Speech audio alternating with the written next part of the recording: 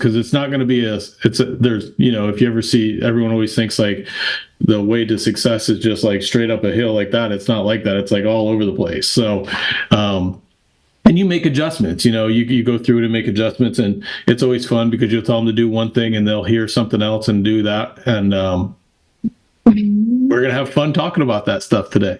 So, kind of some things with the action steps that I wrote down real quick. And, I always think it's very important is, really knowing what you want to accomplish or what you want to create. Now, when I started, I knew I wanted to accomplish, but it's much different today than it was 17 years ago. But I did have an action plan to leave my job. Once I left my job, I did have an action plan of what I wanted to accomplish next. And then once I got close to accomplish that, I came up with another one. So just keep in mind where you're at today is not where you're going to be years from now. You're going to be progressing forward, and things are going to change, and hopefully your goals change and grow and continue to move forward. But you need to have a starting spot to kind of define where you want to get to. Me and Michelle actually worked with Ashley, the girl was on with us on Wednesday last night, some of her action plan stuff, and we kind of talked through it, and I'll talk what we do. But once you kind of have an idea, get with somebody like your growing up line that's good at this business, that's growing in this business, that has some success. And do a planning session with them. We call those, if you go on the NA University, Andy has a class on it. It's called the GS3. It's get to know, goal set, and get started, or get to know, goal set, and go serve. And we did that with Ashley last night. She filled out our independent financial engine, the thing we talked about Wednesday, that's on there as well. We went through that, kind of went through what her finances were, where she was at, where she wanted to go to in the next 30 to 60 days. We came up with a plan how to accomplish that, and started working on how we're going to help her to achieve that in the 60-day window that she's looking to do. So get kind of an idea where you want to go, what you want to do from there. And then kind of create money. One of the things that with Ashley that we talked about was how to go out there and create cash quickly. As we were talking about playing the game Cashflow, it's getting cash in your hand so you have money to invest and build residual income. So we're talking to her on the strategies to go do that and to build cash. And then from there, the investment strategies that you do to build the residual income. So that's kind of like the first steps that we kind of go through. Once you get that momentum created and start getting some residual income, and I have Brian and Michelle with me today, they've kind of gone through those steps themselves and started building those kind of things. And then you just want to duplicate it over and over again. It's when you play the game, Cashflow, the board game, when you get out of the rat race, you multiply your residual income by 100 times. And a lot of people think it's to get out of the rat race, it's getting your residual income higher than your debts. And that's true, but that's not the true definition of being out of the rat race. That's why to make the game so it doesn't last for 2 weeks of playing it straight, they multiply it by 100 times. They say, now that you know how to create residual income, do this 100 more times. That's why they multiply it. That's when you're out of the rat race. So they multiply it by 100 times to get you out of there. So it's like once you create that income, do it 100 more times to do it. And then so that's a duplication aspect. That's the continue to do it over and over again. And it's teaching other people how to create that. So Brian and Michelle are two people that I've been working with trying to help create that for them, teach them how to do it. So if you guys could bring both of them up with me on the call at the same time, it'd be cool. Because I'm just going to chat with them. We're going to hang out and stuff. But Michelle, you want to go first? I'll let ladies go first and kind of talk a little bit about just like what it's been for you. Give them a little background and from where you came from, kind of how long you've been with the Alliance, and where it's gotten you today, and the aspects of learning how residual income works and how to make income that way. And your mindset, has it changed over the years? Is it something you were born with and you knew from coming out of the womb? It's like, hey, I know residual income. Kind of give them a little background on yourself. Awesome. Happy Friday, everybody. Thanks, Andy, for having me on the call. A little bit about me. My name is Michelle. I'm out of Tampa, Florida.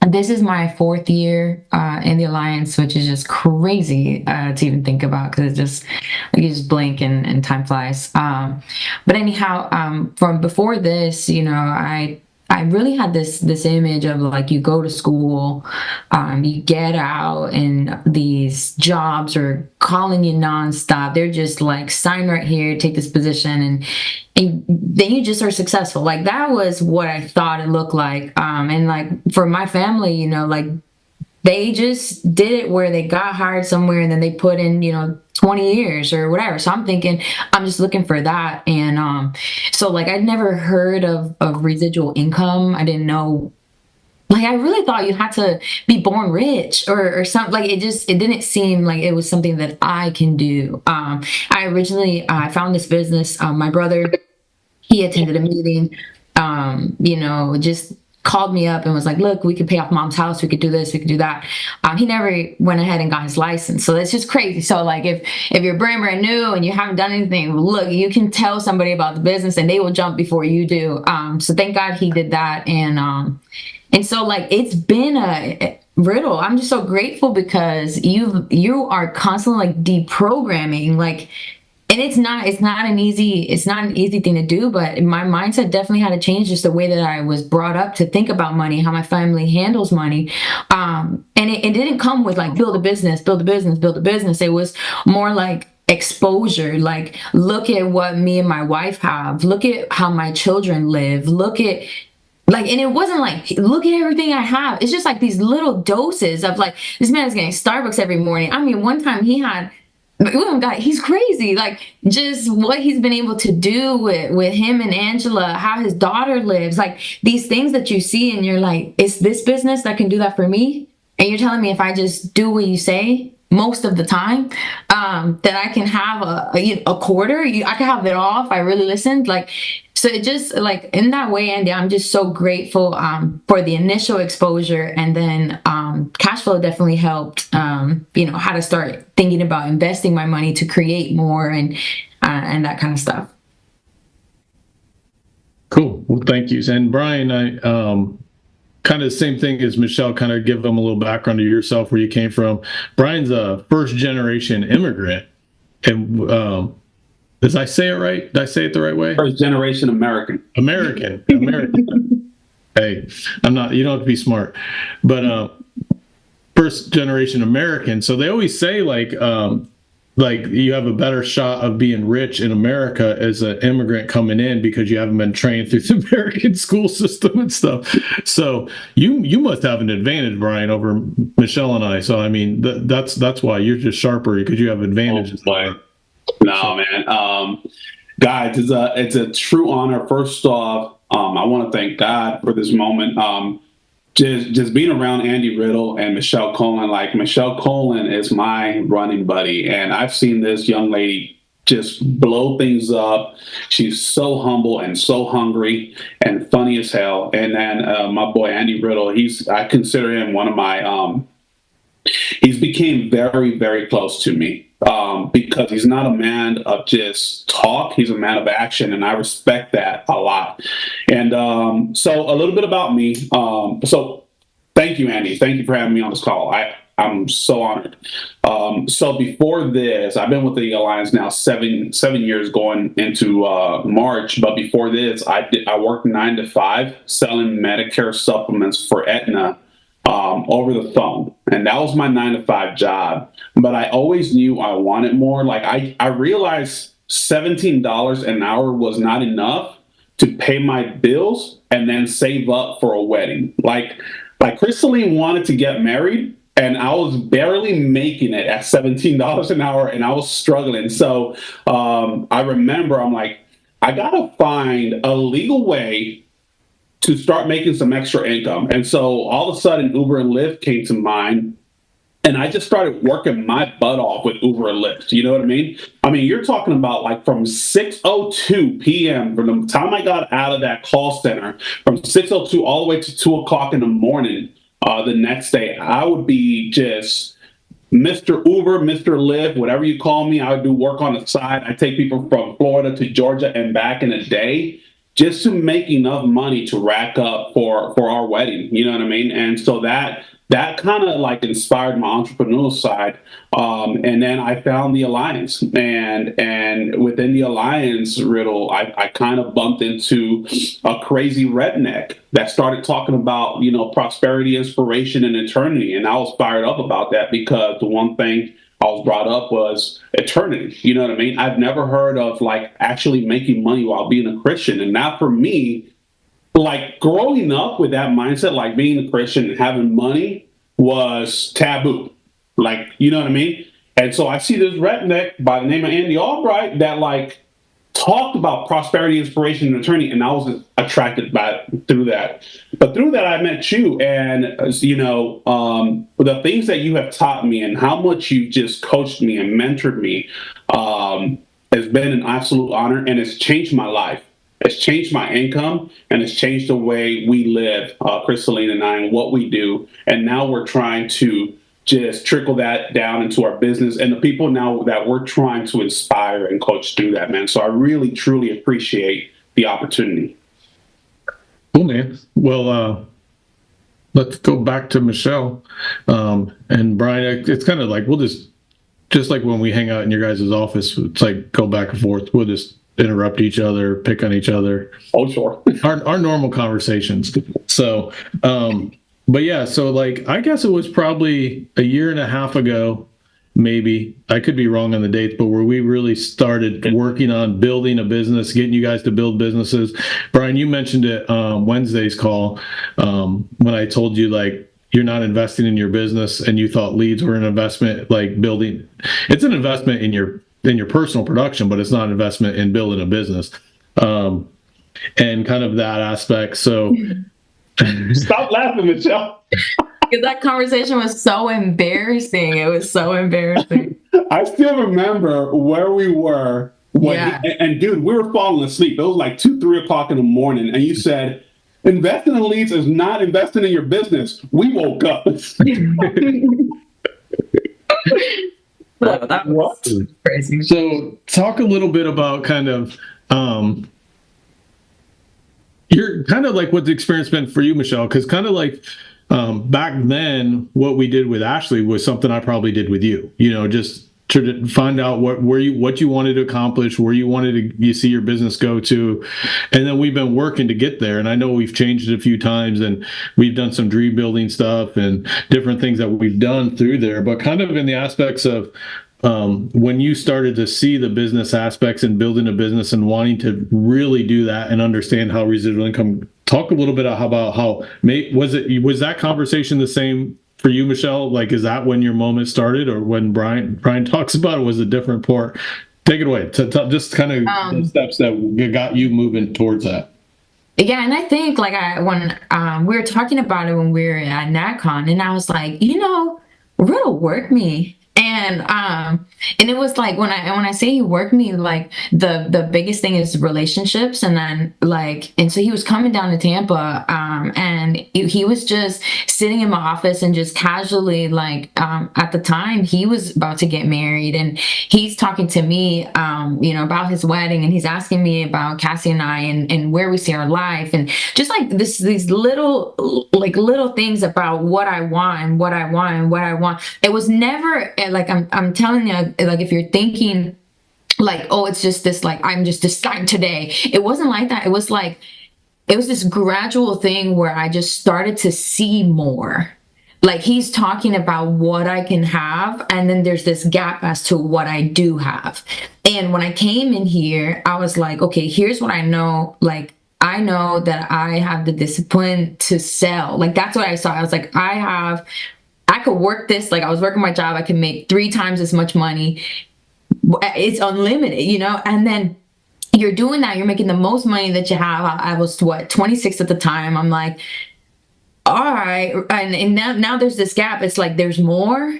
And you could have more, you can enjoy more. So when we had that conversation, investing in leads is not investing in your business. I about threw up because here I am thinking I'm like, I'm a business owner, but really I was just self-employed. I didn't know any better. And like, here's the deal, it's the best self-employment job you'll have, this right here.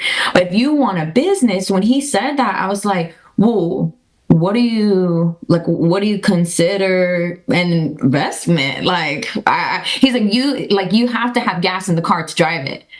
Like, that leads don't count. I'm like, what? And then it was like, get staff. I'm like, staff? I'm not paying nobody. Like, and it's just like, you, and I know those of you who don't have staff, the only reason you don't have staff is because you don't want to pay somebody.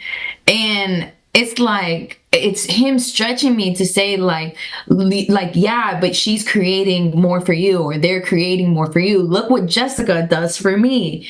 And then you just see how easy his life gets. Like, the other day he booked a hotel and she about clapped for him. And it was like, what? Like, there's ways that you can, like, it just make it easier. And now, like, after staff, it was like, one, it was more coaching. Like, all of a sudden we got on phone all the time, because it was like, now, she's on payroll. I heard Marcus Richardson say one time, he said, we're all on commission based here.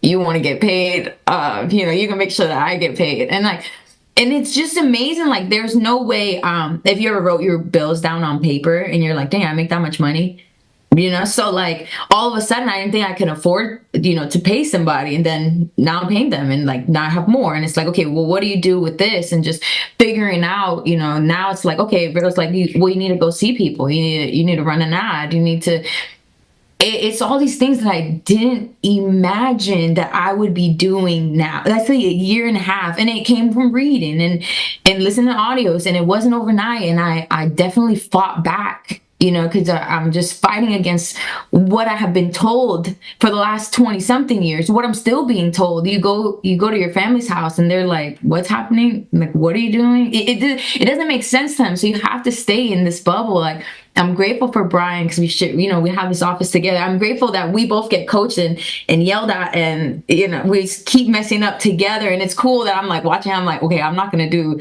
that, and he's watching me do something crazy. And I don't know, man. It's like, I didn't have like an aha thing, but I think once you started just showing me like what Cassie and I could have together and what we could build and the relationships that we have, I want with my team. Like, I want to be able to do this for them, and it's only by, following this system that they can have it, or I can have it. So it just gets me really excited.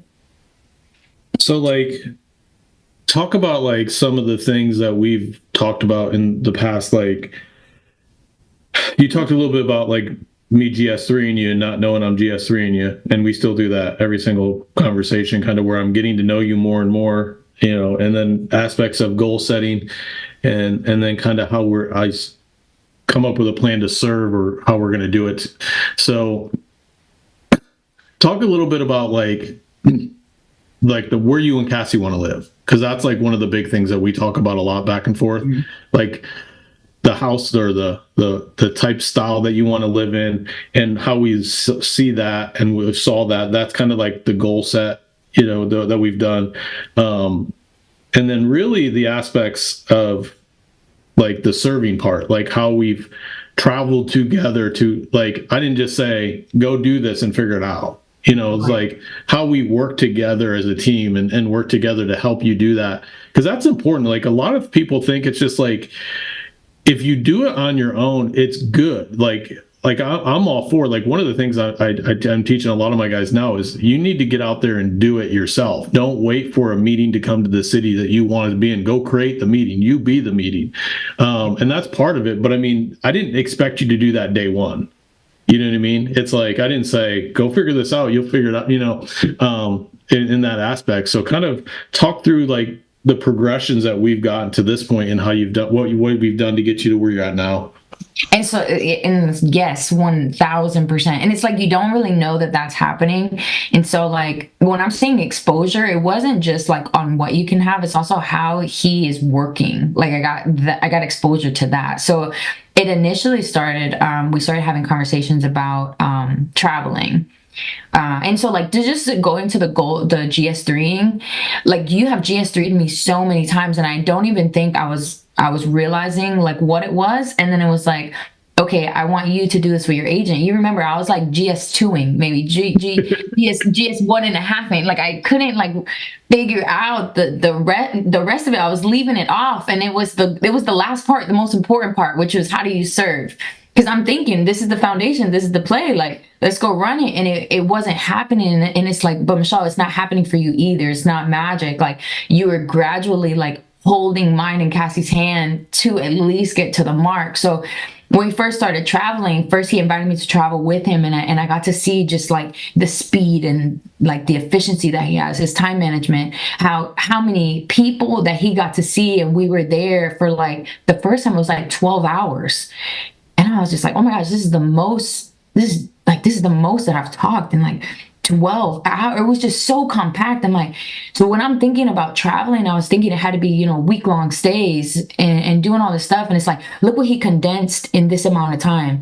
Look at if you just took this day, maybe multiple times a month, like what that could do for your business. And it was doing that, and then we'd come back and we'd talk about like what I want. And one of the things, I mean, for those that don't know me, like I about lost my freaking mind when like Ed Milet goes and says like touch your dreams. And so Riddle had said touch my dreams. He was sending me stuff on Instagram, but he wasn't like, that was all like goal setting. But then the serve part, he came out here and he actually like took me and Cassie to this building. Like, I want a penthouse. I don't want no cookie cutter. It doesn't make sense. Don't matter. But I want the view. It doesn't matter the city line or the water. Like, I want these big windows, and I want this and I want that. Right. And so he took us to the Ritz, and like we're sitting in the meeting where they're telling him what it costs, and him and Angela are like, oh, I'll do this one. And there was lumps in my throat. Like, I don't belong here. Like, this is just gorgeous. And it's like, but I could, like, I do, and I will, and I'll have it, but it's only because I'm being exposed. So it's like, the travel part is a part of the process. And like, now I have to go do what he did with me and Cassie. I have to go do it for somebody else. That's the only way that it works. It's the only reason, like, for him showing me how to get what I want in return. The ultimate payment is to go help somebody else get theirs, because I'm showing him that like we can duplicate. And so it was scary. I'll say that it was scary. It cost money, it cost time, but it wasn't that bad because I had seen it already before. So I'm definitely grateful for the transitional growth that you're putting us through.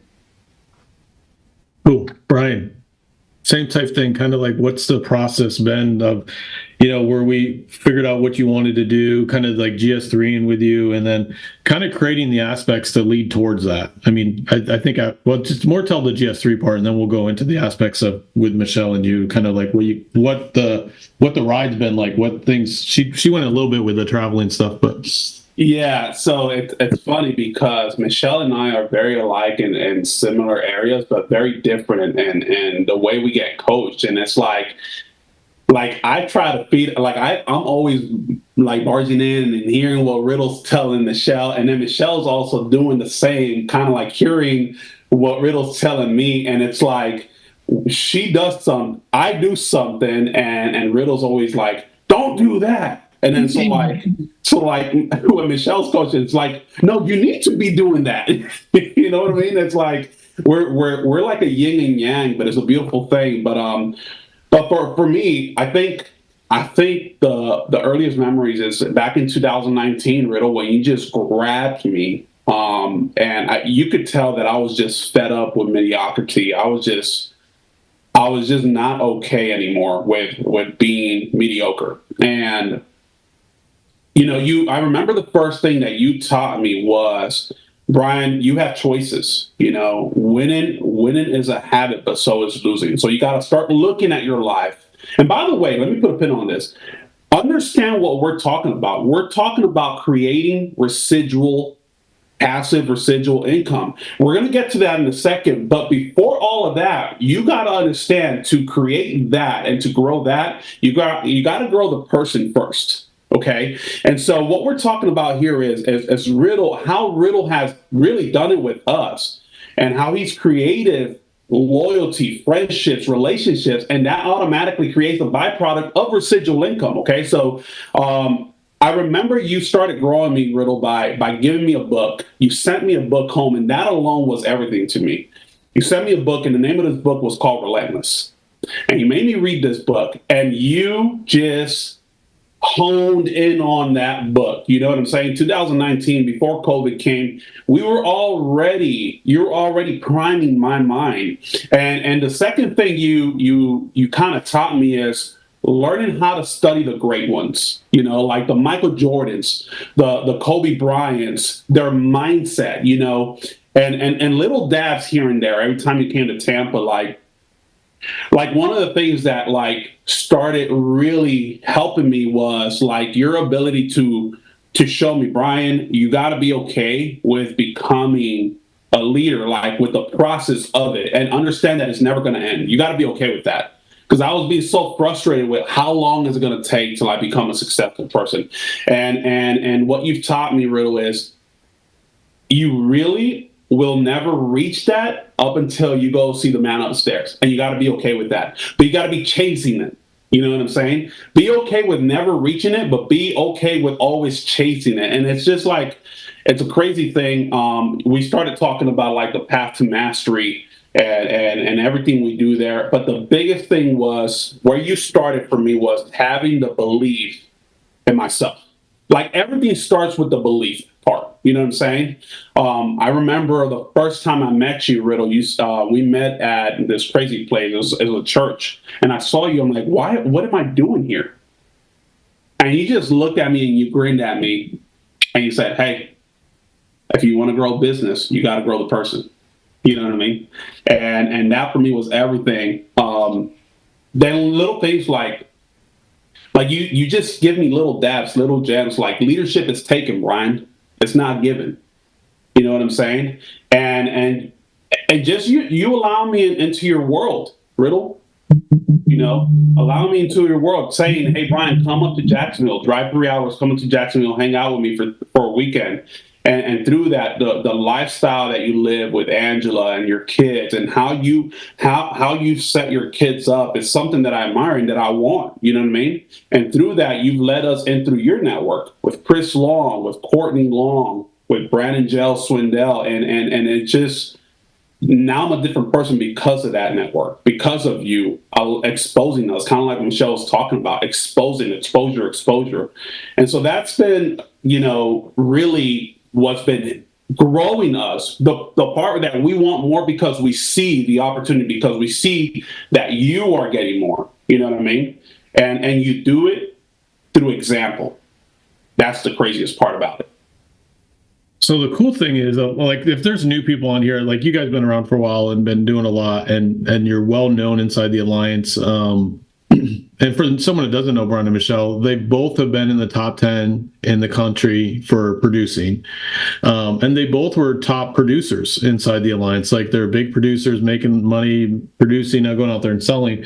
And one of the hard things I think for me, and a lot of times, like I've talked to other leaders and other managers inside the Alliance and stuff, is when you do become that big producer, and Michelle hit on it a little bit earlier, is like hugging your money, you know what I mean, and holding it, and like I don't want to get staff and all this. And a lot of the times when you can print money like that, like you guys can, it's tough because you're like making that shift from a good life of being self-employed and going into a business owner, and that shift is not just smooth. You know what I mean? There's ups, downs. I mean, there's stuff to go through there, and emotions you go through. And that's kind of where I use the board game Cashflow. I remember, and Michelle, I want you to talk a little bit about, I mentioned it on Wednesday's call when you weren't on with us, with Ashley and stuff, but kind of like the first time you played it, the first time Michelle played, she had never played before, and we had a group of people, so I didn't play. I actually like just sat with her and coached her how to do it, and it was like walking her through it. And talk about the emotions in that first time of playing it, and then try to relate it to like what it's been like transitioning from a salesperson to a business owner. Has it been similar? What was it like, and kind of the things that I was telling you to do when you're playing it, and the uncomfortableness I remember you having. So that was a ride. But it's like when you just said that, it's like, yeah, it is a difficult transition, and like you fight it because you're like, but like you want me to go do this, but I could go run. I could go make money and get paid by like Wednesday, like I can get paid by Friday. You understand? Like I can go do that. And it's like, it's fighting thinking about yourself is really, and thinking about yourself in a short-term span. So it is a very difficult thing to do when that's all that you've known. But that game, oh my God, especially because they would all talk about the game and I had such FOMO, but like, I'm gonna play it cool. I'm never gonna, but like, oh, I want to play. They would always like have these like little inside jokes and like all this stuff. And I'm like, and I get the opportunity to play, and they say Riddle is this kick ass on this game, and and he's not playing this round, but he's like saying he's gonna coach me, and I've been coached, okay? Like I played sports. I've been coached by the guys that break the clipboard and grab you by the jersey. So I'm like, all right, like we're gonna buckle up. But I still, even knowing how he played, I still was like, okay, chill out. It was a game, but like, okay, like let's just say it leads, like, right? Like even though it's not investment in your business, but it creates money. Versus like I picked up this stock card and you can buy it for like $1. I'm thinking, all right, I got payday. I'll buy $1,000. Like, you know what I'm saying? Like I got paid $4,000. Like I'll drop $1,000 out on this. And I'm thinking that that's like doing it. Right. And then he's like, oh, no. We're going to take out a loan. I'm like, a loan? Like, we have to pay these bills, Riddle, like this money. And he's like, no, take out a loan. Don't worry. It's going to be cool. Like all of a sudden you get these paydays, right? So imagine like in the Alliance, Monday, Wednesday, Friday, you're getting these paydays, but they take your bills out. So all of a sudden we're passing these paydays and it's no more 4,000. I mean, we're barely above water, and, we're picking up these things that say like, I was laughing because, doodads or whatever. I'm not the TV girl or the whatever, but I do brunch with my friends now and again. And so we were picking it up. I was like, oh, well, I do like my Sundays. But the latte, I want y'all to understand, like we were barely above water. So in this business here, I'm thinking I'm investing. And then you get around a guy like Riddle and he's like, why not throw it all at it? Like if it works, and it's been proven over and over, then why not throw it all? And in the game, he's thrown it all. And in real life, he's thrown it all. And like what he's doing with Brian and I, and hopefully what we're doing on this call is to show you that you can do more. Maybe you don't have to put everything. He is, and I'm working on it. I'm trying to unclench my hands, y'all. But it's like, his belief and his conviction, and Andy Albright's and Jane Albright, like their conviction, and it's like they paved the way already with their blood, sweat, and tears, and they're telling you if you do it, it'll work. And so even if you believe half of it, right? So like we ended up almost going bankrupt to buy this, like I think it was like $2. And first of all, lattes don't cost $2 in real life. But we almost go bankrupt on this latte, only to come out like that very next card, like the very next point of that hill. We freaking came up big. I don't even remember how much money we had. It was like $150,000. We could start buying big deals now. We could start investing somewhere else. And it was like, damn, to be in that lowest point and to not pass out or throw up or quit, or you can complain, that's fine, but you just can't complain for long. And it just reminds you that the fear is not real, and it's not real here either. And it's just reminding yourself that you have to play the same exact way and super intensely and still with the same conviction and belief. And it's like, I haven't played it as much as them, but that immediate game had me think about how I hold money differently, or what I consider investing versus what you consider investing, for sure. And did you win that first time? I sure did. I would. Yeah. In that first one, and then he started playing, and I lost the next one, but it doesn't matter. Okay, like it proved to me that you can do it that way. And the crazy thing with it, Michelle, is like when you think of that first time when you played, and the aspects of the emotions that you went through, and the freaking out, and like no, and what you feel through, it's kind of like what you're going through now as you're building your business. It's like, and it's taking that money and knowing to invest it. We're investing it. We're not getting the result right now. and we're investing. It's like, why do I keep investing? I was like, the result is coming.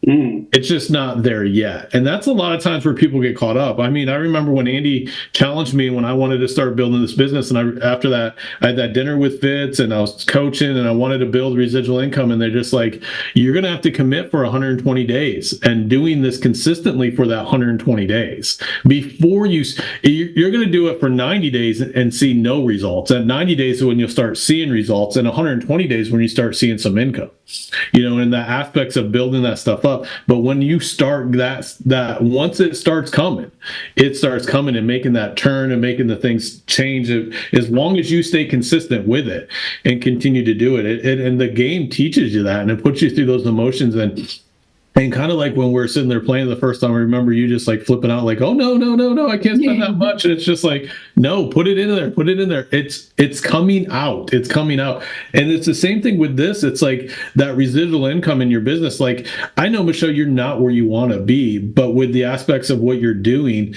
and building that residual income, I just looked it up. Like right now, like your residual part of your business, not including your personal production of what you do, is valued at $250,000. Like if you went on Shark Tank, they'd be like, my company's value is $250,000. So what you've put in so far is built an evaluation of a business worth 250 grand.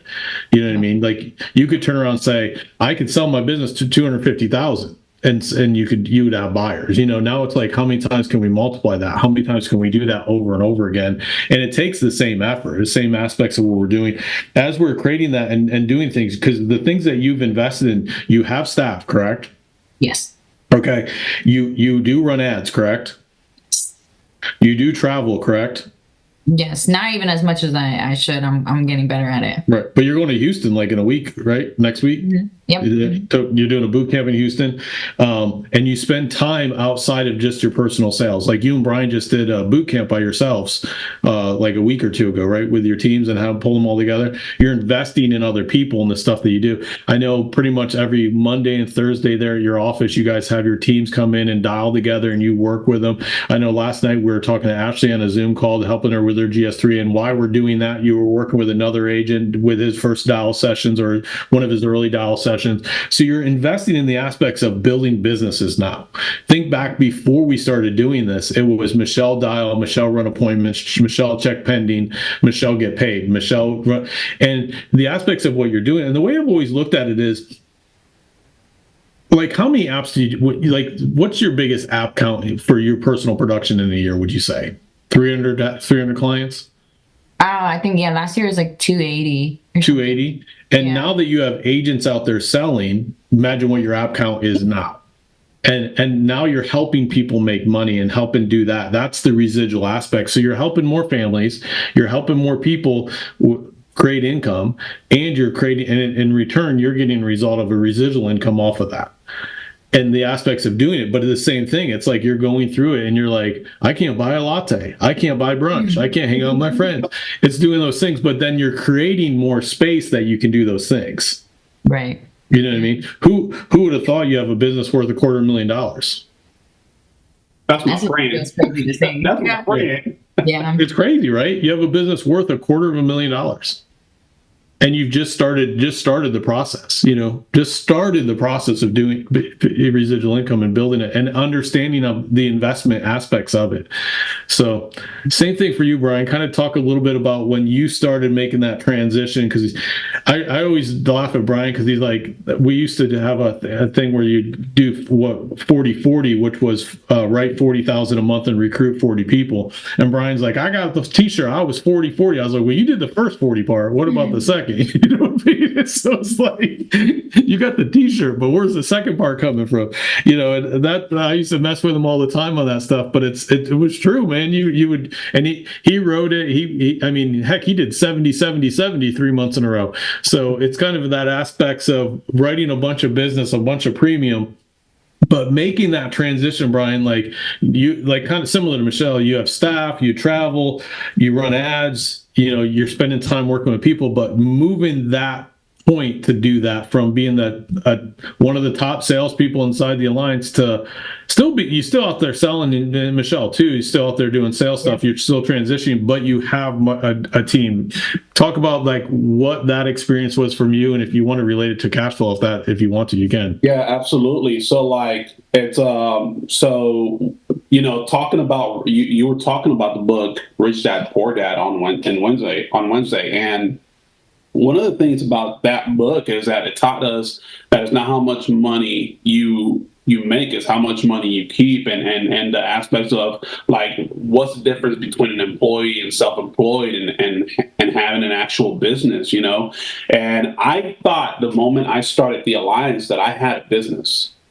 Like the fact that I was working for myself, I didn't realize that definition actually meant that I was self-employed. Understanding the difference between having an actual business that creates passive residual income without you having to be there, and then being self-employed are two separate things. And so my mind was all messed up because I'm thinking I have a business because I'm self-employed. It just doesn't work like that. And understanding that first. And so one of the things is like while we're playing the games, I used to get so frustrated because I always used to go bankrupt, and I couldn't understand why. And it's like understanding how to get money so you can make money work for you. And in that book, like it shows you that like what's the word? Broke people, right? Get the money and they turn money and they just put it into doodads. You know what I'm saying? They grab the money and they pay their bills. They grab the money and they go back to zero. The wealthy, they grab the money and they invest it in assets. And what I was doing is I was, oh my God. So I was getting paydays. But I was also pulling up a lot of doodads, you know what I mean? And so it's funny because in real life, you get paid 15, 20,000 and then you go to the mall and you buy stuff that you really don't need and you buy dumb things and then you're back down to zero. I remember the first time I hit 20,000, I was so fired up with Crystalline. We went to the mall out here at the outlets in Wesley Shopper. We bought like $5,000-$10,000 worth of stuff, like new jeans, because I needed new jeans. My jeans were already messed up. I needed shoes. And because I bought shoes and jeans and shirts, well, I needed to smell good too. So I bought some cologne. And then obviously I needed to reward myself for hitting 20,000. So I bought some crap to go to for vacation homes, right? Because I wanted to reward myself for hitting 20,000 my first time around. Before I knew it, I was broke. I didn't have money for leads. I didn't have money to create more money. And I was embarrassed to talk to Mike and I talked to you about it. So you know what I did? I isolated. I stopped taking your calls. And it's funny because when I look at that and when you first started like teaching us how to play this game and started preaching, the cash flow game, I was doing the same exact thing on that game that I was doing in real life. And it freaked me out. Every time I would go broke and bankrupt on that game, and I just had to sit there like a sad puppy watching y'all play, and it's like, this ain't no fun. But that's how life was for me. Because I didn't understand how to make that money work. So then through that game, I started understanding, hey, I got to make money. And when I make money, let's not waste it all. Let's not spend it all. Let's not eat it all. Let's not do dumb shit with it. Okay. So what we started doing is started grabbing a lot of money. And how about this? Started taking some coaching. Started making wiser decisions, not through my understanding, but through somebody's understanding and knows how to play the game. In this case was Andy Riddle, right? So your life starts changing the moment you start taking coaching. Do not lean in your own understanding. Remember what the good word says, your heart is deceitful. There is victory and a multitude of mentorship. Okay. And for me, your life is made up of your choices. And the only reason why my life is a little better now is because a lot of my choices I'm running through Andy Riddle. Now, let's talk about choices. I learned a lot from Andy Riddle. Okay? Before you go into that, real quick. Oh, boy. No, I was drawing something and you talked about it, so I was just going to show it. So what you're talking about is like, this is like when you're a salesperson or employee, this is down here. Like you go work your 40 hours, they pay you, you settle up and go down to zero again. You keep doing that. And when you look at that way that Brian was talking about how he made money, there's no way to get rich because you're always going back to zero. You're always settling up. You're always going up, getting paid. You're going to run out of time before you get rich. You know what I mean? And the problem is when you're trained like this and in an environment like that, you're doing the things like Brian was doing, where he's going to reward himself, buying all the clothes, buying the clones, all that kind of stuff. You're in that thing, that rat race. When you start investing and building a business and building residual income, your income looks more like this. So the first year goes up a little bit and then you're there. But year two, you've already created that residual income. Like the cool thing, Michelle, is like where I said your business is worth $250,000 right now.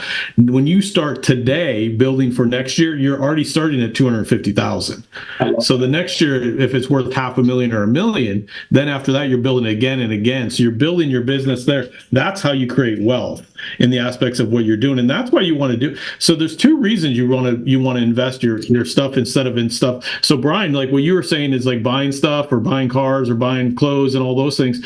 One is you're not creating a residual income with that income, that money coming in. Yeah. So that's one bad thing. The second thing is you're taxed on every dollar that you spent. Yep. So not only are you taxed on the income, you're taxed on what you purchased. Yeah. If you take that money and invest it into something, into business aspects, you're not taxed on it. It's a tax write-off. Right. 100%. So that it's like the money goes so much further. You can go so much further. I'm not going to get into all tax stuff, but I'm just saying it's better.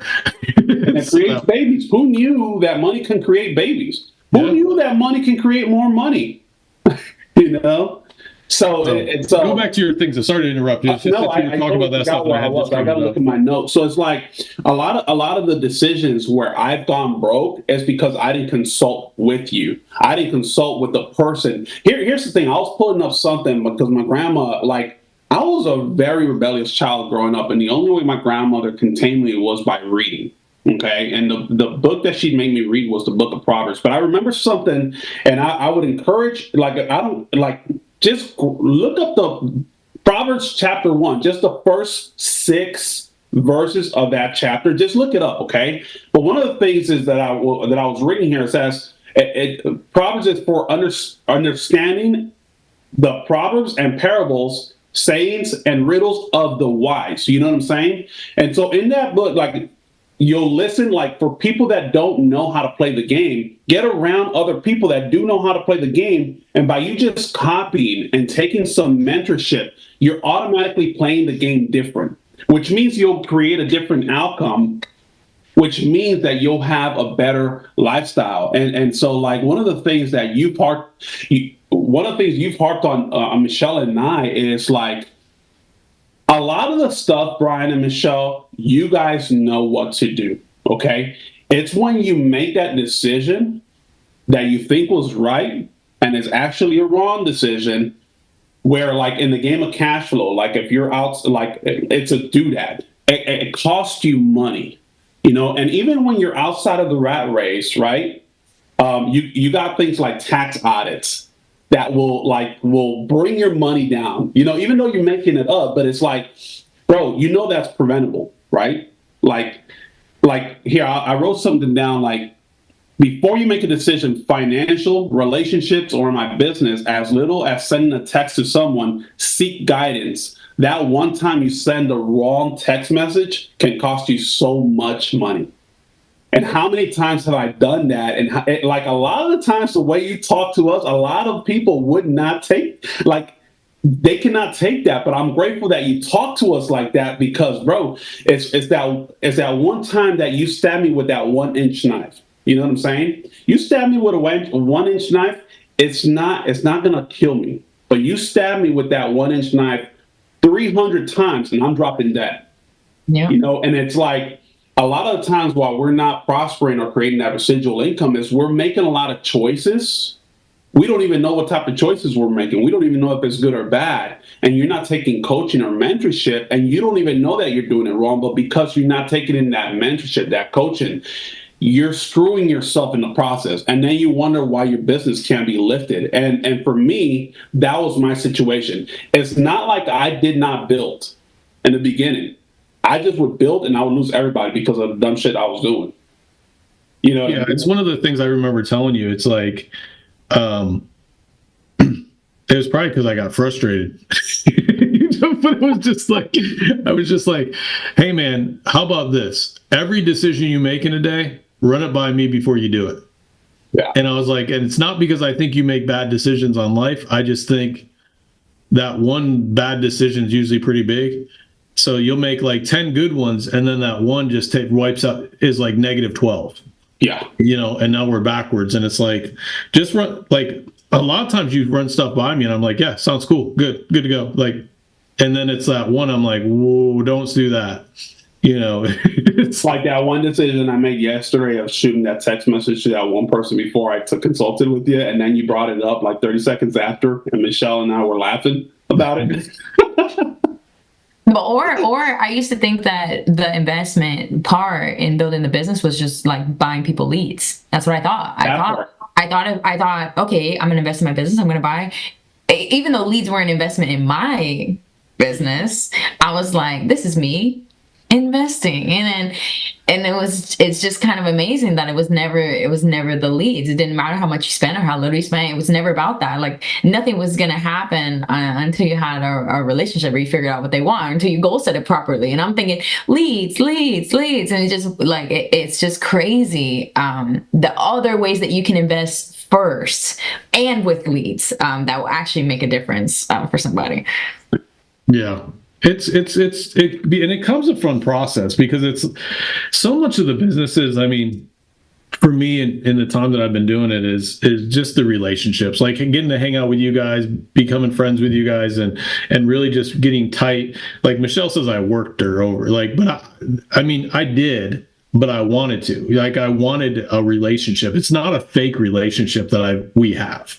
Like, we really like hanging out. We like doing stuff together, but, it is the aspects of focusing on that, you know, building that relationship, being comfortable to do it, setting stuff aside to help people get better. Because once you have that relationship, people drop their barriers, you know, and once they drop the barriers, then you can go to work and really help them. You know, if Michelle just felt like I was trying to transact her all the time to make money, it's a tough battle that I'm probably going to lose. In the aspects that I truly wanted to build a friendship, and that's what I want. I want to build friendships. Like, I want to be in business with people I like. You know what I mean? I want to go on the cruise, or when we go to Cancun next year. I mean, Cabo next year. I want to go with people I like, you know what I mean? Not people I don't like. So it's like, and I want to have those relationships and hang out with people I like and doing the things that I want to do. And it's those relationships is where the value is at. And the more relationships you have and the tighter you can build those relationships, the better and more valuable your business is. So even though, like, Michelle, your business is worth $250,000, Brian's is worth like $500,000, like, get those values up is not only the relationships that we build together, but how we build relationships with the people on your team. And the tighter those relationships is, that's where the value of your business goes up. And the better you get at helping people. And that's the thing I love when Andy came up with the GS3, because it helps teach people how to goal set. You know, even like when we did, I mean, Michelle and I have done a lot with people on her team a bunch of times. And Michelle, how many times do you hear when we start to goal set and they're like, I just want to make a lot of money, or I just want this, or I just want that. And it's not really a thing. You know what I mean? It's like, okay, what does that look like? Or what is this? Or what? And you really get into helping someone look. It's shocking to me because now that I've done it for 17 years. But if I think back to 17 years ago, I remember my my first meeting I went to, there was two people in the room, me and this crazy lady from Georgia, and the guy showing the plan actually was interactive because there was only two of us there, and it was like, and he's like, "What are your guys' dreams?" And he went with her first, and my goal plan was to go off of whatever she said and like one up it. Because I didn't have a goal. I didn't have a dream or goal. I'd never really thought of like a true dream. No, she gave the craziest dream in the world, and I was not one-upping it. Not because I couldn't. I didn't want to. It was nuts. It kind of, in my thought was I couldn't dream either. And so many people out there they want stuff, but they don't really know what it looks like. They don't really touch it.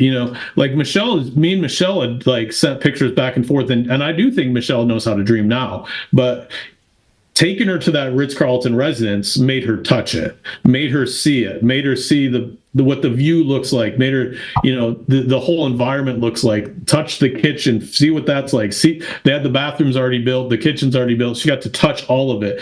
And getting the aspects of, even like yesterday with Ashley, just defining what she wanted to do. You know what I mean? It's like, I want to be out of my job. Okay, what's that look like? Let's define that. What's that going to take? What's that going to do? Helping people do that. But I had to get to know her first. Like, if she didn't like me and trust me, she wouldn't have opened up with that stuff. So you got to get good at getting to know, communicating. And the more we build a relationship with Ashley, and the tighter we get with her, the more volume, more premium, more money, and the better relationship we have. So you got to start your business with the aspects of, how are you building relationships with people? Are you looking at them as a paycheck, or are you looking at them as someone you want to be friends with?